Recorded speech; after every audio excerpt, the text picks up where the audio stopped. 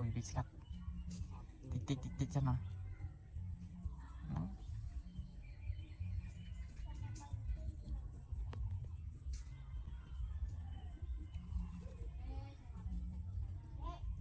dạ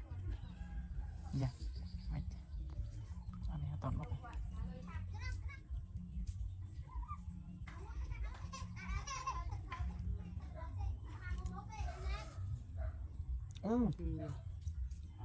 hầu chẳng như này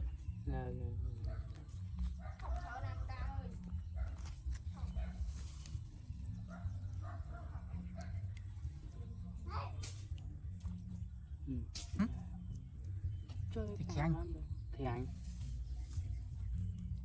cho miếng dạ nụ nhẹ lên tích ở phọc đi dạ dạ dạ dạ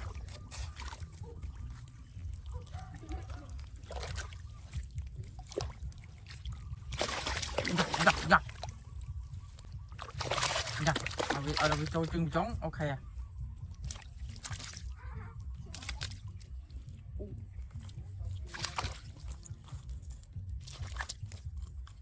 tôi thì sang liệt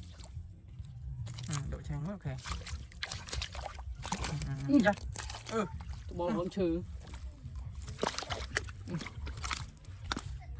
ngon hết thơ đây ta ở chơi chân đánh trên cái lục này đội chơi chân của mọi người hay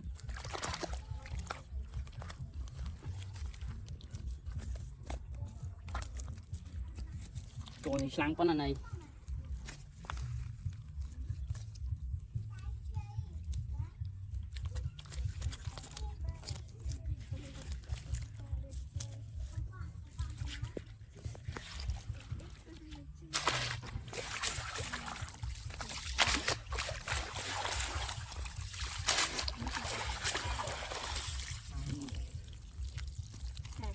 rồi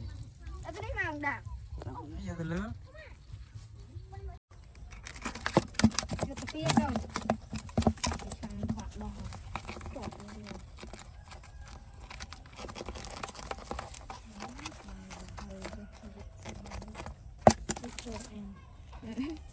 trong cái nào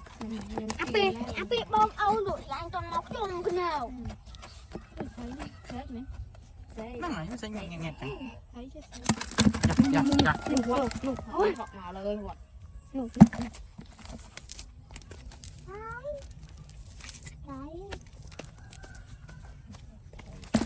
mà thấy tụi này bên lên thì mình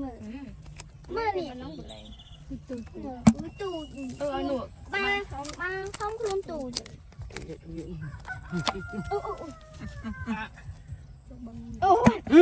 linh khăn này mới giật ở hoạt đá thì chưa khăn này màu trâu mới khăn này chả rồi ông bắt thấy học mà đài lửa khăn đấy nào thấy học rồi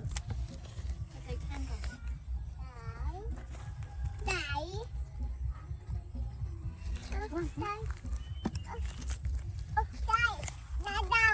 đầy tôm mà phải mà đầy tôm mà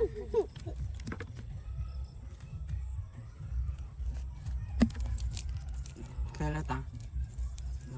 một bạn cho tư quay luôn chụp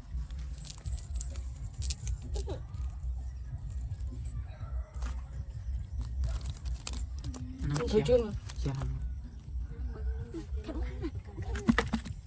thấy họ mà thôi